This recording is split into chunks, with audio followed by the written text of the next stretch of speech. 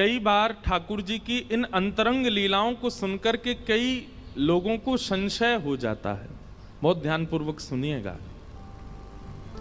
ठाकुर जी की नटखट लीला, ठाकुर जी के ऐसे मधुर बोल, ठाकुर जी की ऐसी सहज स्वभाव, कभी कभी अंतर अनुभव होने लग जाता है कि ये वही परमात्मा है, वही श्री कृष्ण हैं जिनको हम भजते हैं। और विशेष रूप से दो प्रकार के लोगों के अंदर ये संशय प्रकट होता है। बुरा नहीं मानिएगा, ठाकुर जी की इन मधुर लीलाओं के प्रति दो प्रकार के लोगों के चित्त में संशय प्रकट होता है। पहले ज्ञानी, परम ज्ञानी, जिनको ज्ञान बोध तो हुआ पर भक्ति बोध नहीं हुआ। वो कई बार ठाकुर जी के इन मधुर रस को श्रवण करते समय कभी कभी उपहास भी कर देते हैं और कभी कभी ऐसे भावना रखते हैं कि ये परमात्मा का स्वरूप थोड़े ही है। परंतु हम महाराज जी वृंदावन में रहते हैं, बड़े बड़े ज्ञानी, बड़े बड़े जपी, बड़े बड़े तपस्वी, बड़े बड़े वेदज्ञ, बड़े बड़े कर्मनिष्ठ, बड़े बड़े तपस्वी अपनी तपस्याएं छोड़ करके वृंदावन आ गए। बड़े बड़े ज्ञानी अपने समस्त, हमारे हरिराम व्यास जी जिन्होंने जुगल किशोर जी को प्रकट किया, वे तो 5 बैलगाड़ियां भर के ग्रंथ लेकर के आए और वृंदावन रस श्रवण करते ही, उसका अनुभव करते ही सारे ग्रंथों को जमुना जी में विराजमान कर दिया। किसी ने कहा ऐसा क्यों कर रहे हो? बोले कि ये निश्चित कल्याणकारी हैं, पर प्रेम लक्षणा भक्ति जब जीवन में आ गई है तो मेरा ऐसा मंतव्य है कि ज्ञान को इससे युक्त करके पाया जाए। हरिराम व्यास जी कहते हैं, बहुत अच्छी बात, ध्यानपूर्वक सुनिएगा।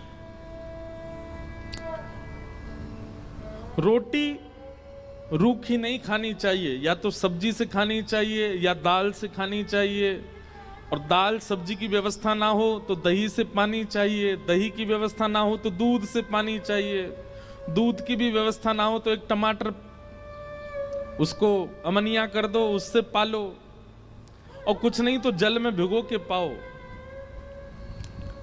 अकेली रोटी नहीं, उसमें एक रसायन आवश्यक है उसके साथ। ठीक वैसे ही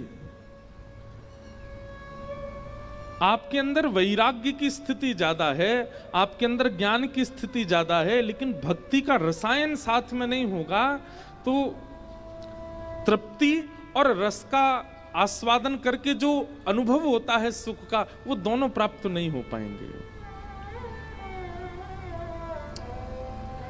तो इन लीलाओं को सुनकर के, अभी हम पिछले 3 दिन से लीलाएं कर रहे हैं, तो आज मेरे मन में ऐसी भावना हुई कि मैं इस बात का स्पष्टीकरण करूं, क्योंकि आपके अलावा भी बहुत लोग लाइव सुन रहे हैं कथा। कभी कभी ठाकुर जी की इन दीन लीलाओं को देख करके, सुन करके मन में संशय होता है, ये वही कृष्ण है, ये वही परमात्मा नारायण सुदर्शन चक्रधारी हैं, ये वही श्री कृष्ण जिन्होंने अर्जुन को गीता का ज्ञान दिया, ये वही कृष्ण है जो ऐसी लीला कर रहे हैं वृंदावन में, ये वही कृष्ण है। बस ये प्रेम पक्ष है उनका। जैसे व्यक्ति अपने कार्य के लिए ऑफिस जाए, दफ्तर जाए, कॉलेज जाए, स्कूल जाए, जहां भी वो अपने कार्य क्षेत्र में जाता है, कार्य क्षेत्र में वो अपने घर की स्थिति प्रकट नहीं होने देता। बहुत ध्यानपूर्वक सुनिएगा। अपने कार्य क्षेत्र में व्यक्ति अपने घर का व्यवहार स्वभाव प्रकट नहीं करता। घर पे कैसे सोता है, घर पे कैसे खाता है, क्या पहन के घूमता है, किससे बातें करता है, कार्य क्षेत्र में इसका प्रादुर्भाव नहीं करता वो। लेकिन कभी कभी उसके कार्य क्षेत्र के कई ऐसे मित्र होते हैं जो उसके बड़े घनिष्ठ हो जाते हैं, तो धीरे धीरे वो उनको अपनी गृह क्रिया में प्रवेश कराना प्रारंभ करता है और अपनी गृह क्रियाओं से उनको अनुभव करा देता है। मैं ऐसे सोता हूँ, मैं ये खाता हूँ, मैं रात में यहाँ जाता हूँ, मैं सुबह वहाँ बैठता हूँ, मैं उससे बात करता हूँ, इससे मिलता हूँ। ठीक वैसे ही ठाकुर जी का कार्य क्षेत्र है ज्ञान मार्ग, ठाकुर जी का कार्य क्षेत्र है वैराग्य मार्ग, ठाकुर जी का कार्य क्षेत्र है विरक्त मार्ग। और जब वहां ठाकुर जी किसी को देख लेते हैं कि अब ये मेरे थोड़े सामीप्य में है, तो उसको लेकर के ठाकुर जी अपने ग्रह क्षेत्र में आते हैं। आप लोग जो कथा पिछले 3 दिन से सुन रहे हैं, ये ठाकुर जी के कार्य क्षेत्र की कथा नहीं है, ये ग्रह क्षेत्र की कथा है, ये घर की कथा है, ये ठाकुर जी की अंतरंग लीला है जिसका वर्णन श्रीमद् भागवत में भी नहीं है।